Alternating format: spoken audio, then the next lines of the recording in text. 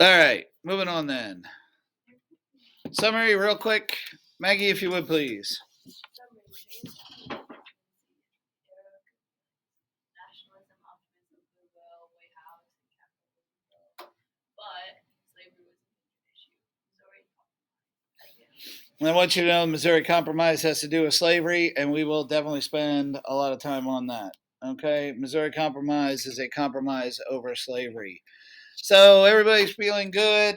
However, you can definitely tell that under the surface there were some cracks, and not everybody is agreeing with this. Obviously, we would not have had a civil war if everything is beautiful at the moment. Okay, so we got a long way to go here. All right. Again, summary. Continue there. Ella, if you would, please. Continued the dynasty of Virginia presidents Washington, Jefferson, and Madison. He is remembered for the Monroe Doctrine as well as for expanding U.S. territory via the acquisition of Florida from Spain. Acquired Florida with the help from whom? Signed the Missouri Compromise. What was it? The American system. Whose idea was it? Monroe Doctrine. Who was given these together? And I realize we haven't gone through this together, but by doing the handout there, by reading through page 150, 152, does anybody want to try number one, acquired Florida? I'll give you a hint. It's a Secretary of State who supported the whole activity. His Secretary of State. Also, we should know him for the Monroe Doctrine.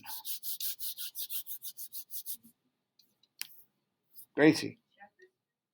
No, not Jefferson. He is the son of a president. Good. John Quincy Adams, yes. I also want you to know acquired Florida, John Quincy Adams, yes. The Secretary of State who supported it, but also another general I would like you to know. A general from last chapter. Kaylee. And Andrew Jackson, yes. Hence the name Jacksonville. So Florida, you want to think Quincy Adams and Andrew Jackson, and we'll definitely explore that a little bit more. Missouri Compromise, and I'll just say this for now, and we'll get to it. It was literally a geographic agreement on slavery. In other words, what it had to do was with the southern border of Missouri over slavery. A geographic or geographical agreement on slavery. And we'll definitely talk more about that. How about American system? Anybody know whose idea that was? Maggie. Henry Clay. Yes, you definitely want to think Henry Clay. And once again, the Monroe Doctrine basically just said it. Who's given the most credit for that Monroe Doctrine? Not Monroe. He actually didn't even know they were negotiating it. Ella. Madison? Every word you said is right except Madison. Okay. Go ahead. John Quincy Adams, yes, the Secretary of State. Monroe, Secretary of State.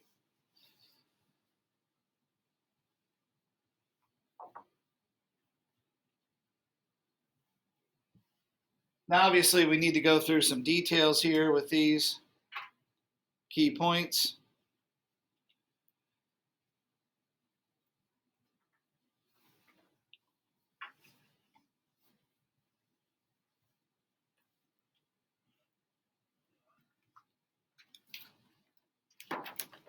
And that brings us to the American system. Controversial.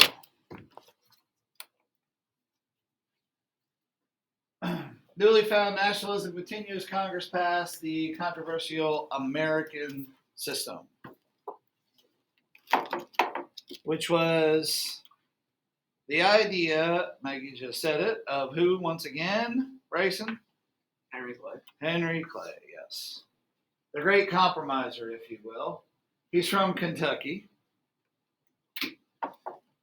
and certainly will play a major role in U.S. history. Also, the architect of the Monroe Doctrine, Compromise of 1850, Kansas-Nebraska Act, runs for president, loses every time. We'll talk about that though. But a guy we need to keep in mind, Henry Clay.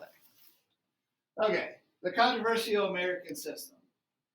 Now, called the American system, think of sensationalism there. Does anybody know what sensationalism is? It has to do with journalism, the way you might communicate something. Think of the Boston Massacre. Think of sensationalism. Amy, so you're in first. I would say it's a way of getting people to believe things a certain way or look at things a certain way. So why do you think he called it the American system? Think about this era. Why does he call it the American system? Sarah? Because we were in the era of good feelings, so nationalism was very, very, very, very high. And America was kind of like a big superstar that everyone was fangirling or fanboying over. So by putting the name American on it, it makes people more apt to get behind it. Excellent answer. Let me ask you this. You're a congressman at this time. This is up for a vote. What happens if you vote no on this? What happens if you vote no on an American system? Bryson? It could be viewed as like a traitor to the country or something. Absolutely. Nonetheless, this was still very controversial. Okay? So let's take a look at it. What are the three parts of the American system? Georgia, give me one. Protective tariffs. And let's jump over to the right side there. Why was the tariff of 1816 called a protective tariff? Why did they call it protective? Ella, go ahead. Congress raised tariffs amount as a way of protecting American merchants from competitors. Agreed. How about another part of the American system? Bryson? The internal improvements. Yes, internal improvements, which got very controversial also. Should the federal government be building roads in Maryland and the people of Pennsylvania pay for them? That was a new idea. Okay? Now think about that. Your tax money, let's say even today, is going for a project in California. Should that be happening or not? Well, today we're used to it. Yeah, actually, studies show that less than 1% of your tax money actually goes for a good or service that you will actually partake of. Less than 1%. Think about it. I hope every one of you has great goals, but realistically speaking, every one of you are going to be an astronaut and go to the moon. But think about how much NASA money is spent. Okay? Tax money goes to NASA. Think about it. So, this is very controversial. How about another part of the American system? Jesse, in the game. National Bank. National Bank. And it wouldn't hurt to note there, of course, one of the big reasons for that was because of the War of 1812, and we didn't have money to fight the war. Okay?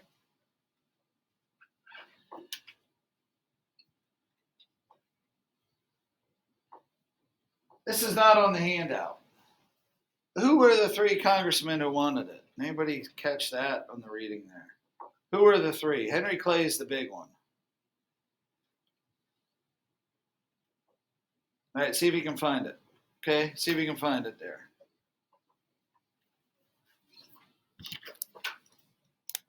I'll give you 10 seconds. If not, I'm giving you the answer.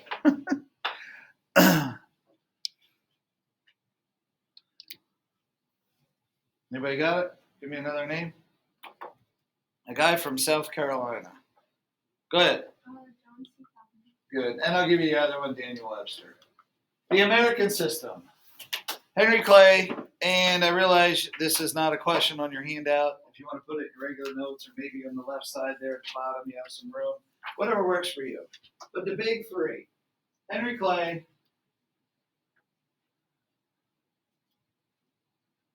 I do want you to know one thing for Henry Clay, which we'll talk about later on. Henry Clay believed in something called gradualism.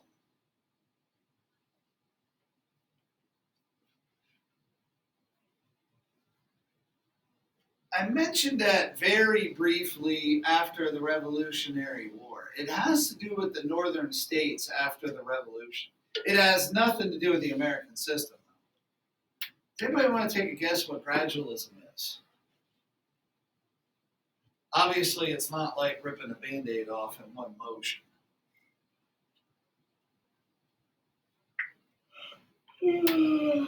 Georgia. I don't know. Well, it's definitely got to do with like a slow, like change. What happened in the northern states after the Revolutionary War? Big issue coming up in this chapter has to do with Monroe Doctrine. Bryson, Foreign involvement or like trading? not wrong, but you could also say Southern as well. Maggie, Getting rid of slavery. slowly. When certain ages were achieved, things like that. So I want you to know he did believe in gradualism. And that's significant because if he's going to come up with compromises, but here's a guy that believed eventually slavery would be gone anyway. And I will tell you this, at the time of the American system, slavery was really starting to decline. Keep in mind, the reason why it increased was because of the invention of the cotton gin, which increased the demand of cotton and the demand for slave labor. John C. Calhoun, he's from South Carolina. Again, another name I want you to be aware of. Very important guy to know. Southerner at this time. He will also go on to be vice president.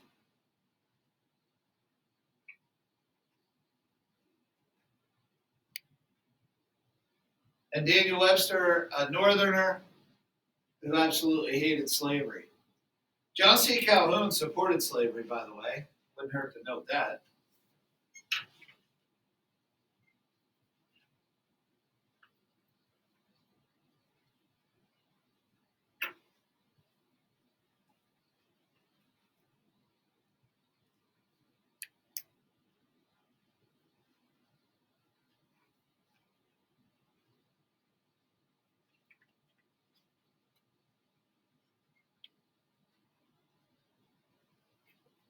Now, what you're looking at are three senators who have been said to be three of the top 10 most influential senators in history.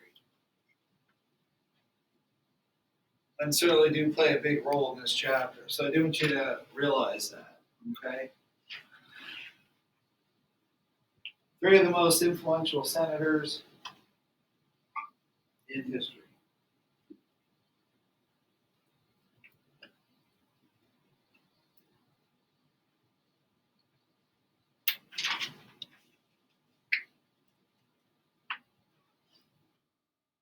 Okay, what did Clay argue regarding protective tariffs? Pretty much just said it, but let's just make sure we have that. Jesse, what do you got? That tariffs would promote American manufacturing and also raise revenue to build a national transportation system. Very good. So he said it would promote American manufacturing and yes, raise revenue. Remember, revenue means money. And that would help to build a national transportation system. The big one that he was concerned with was the road system. Okay? And I want you to be aware of that. All right. So the purpose of the protective tariff, again, we've been down this road. Let's just say it one more time. What's the purpose of it? Gailey, what do you got? To protect American manufacturing. Yes. People buy American, not the foreign product. Okay. Go ahead and hit the lights there. Let's go through this. Once again, important to know this because we definitely pay a lot of time and in the U.S. government today, even talking about tariffs. This was big under President Trump. President Trump raised tariffs. He was big on that, okay? Republicans usually are throughout history. Republicans raise tariffs, Democrats down, lower tariffs, okay? And I'm not telling you which one's right. It depends on which economist you believe, things like that. We can debate it since Hamilton was the Secretary of the Treasury. All right, Jesse, if you would, please. Tariff tax on imports. When a ship arrives in port, a customs officer inspects the contents and charges a tax according to the tariff formula. Since the goods cannot be landed until the tax is paid, it is the easiest tax to collect, and the cost of collection is small. Traders seeking to evade tariffs are known as smugglers. Really good cartoon, that one. I like it. Okay, keep going, Jesse. Sometimes a high tariff is called protectionism. High tariff to protect American industries and generate revenue for the federal government. Wouldn't hurt to be aware of that. Protectionism. Whenever you hear protectionism, we're talking about protecting U.S. businesses, and it's going to definitely involve raising tariffs. Protectionism. Okay? Wouldn't hurt to know that phrase. Protectionism.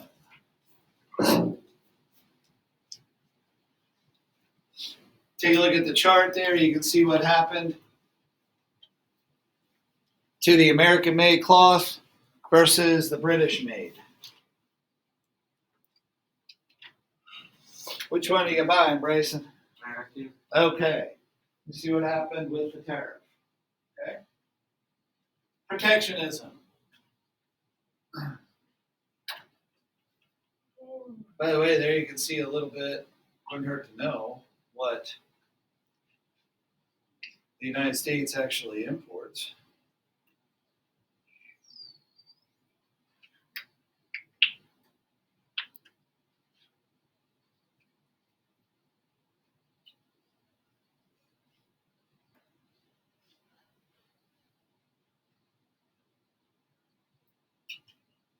Ella?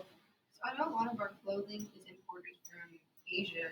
Does that fall under consumer goods? Yes, that would be consumer goods.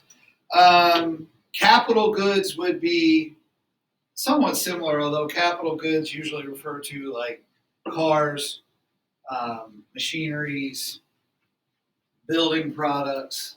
Yes. Consumer goods could be anything from, yes, clothing to foods,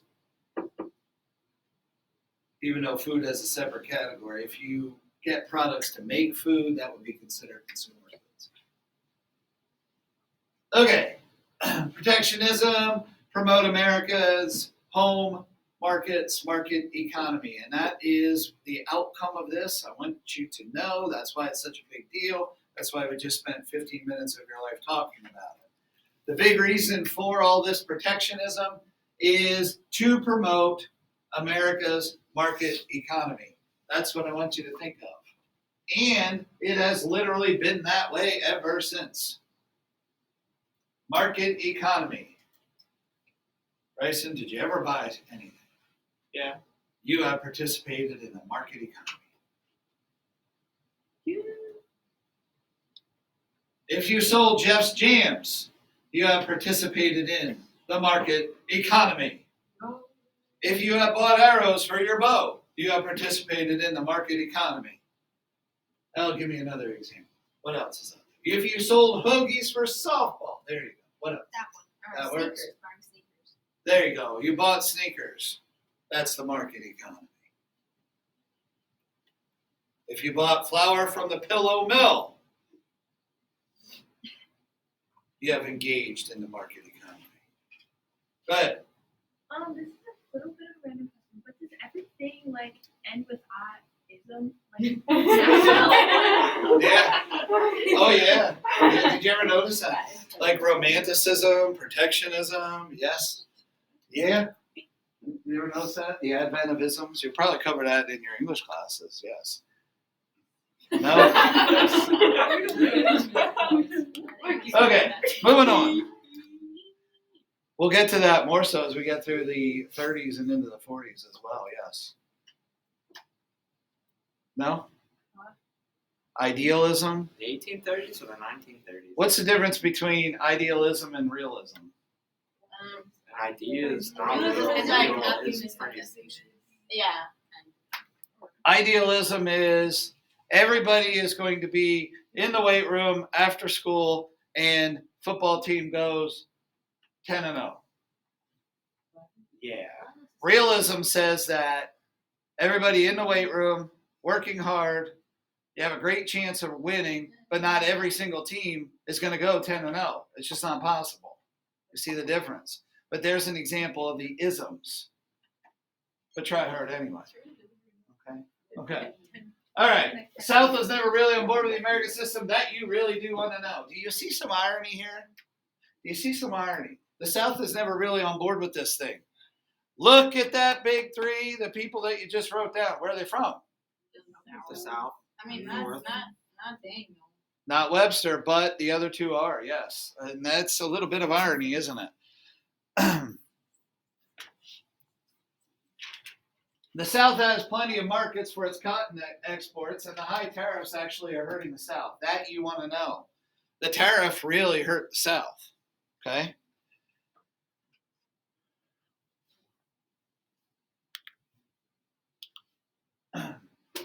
Do you like that one, Gracie? Yeah. You want to interpret, Gracie? What? Bryson doesn't understand. It's You want? like I know you do. carrying like the weight of the high taxes. And it's breaking. Protected tariff, we've done that. Okay, Bank of the U.S., stabilize currency, rein in risky state and local banks.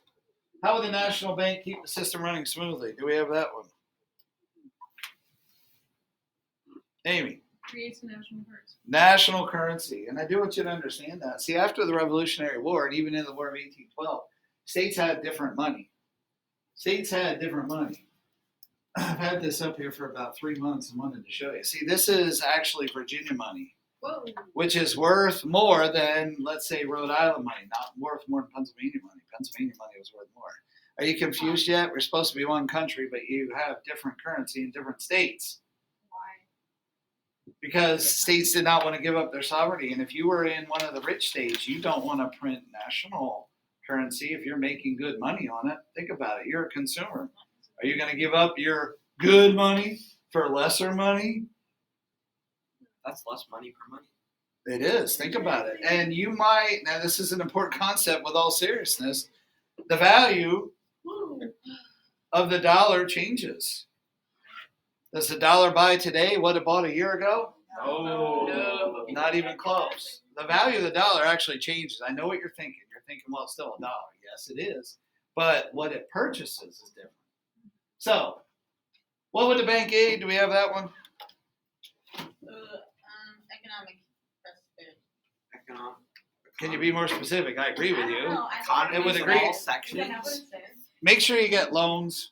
I don't know. It would help with loans. So if you wanted to run a business, you could take out a loan and start a business, start a corporation, a company.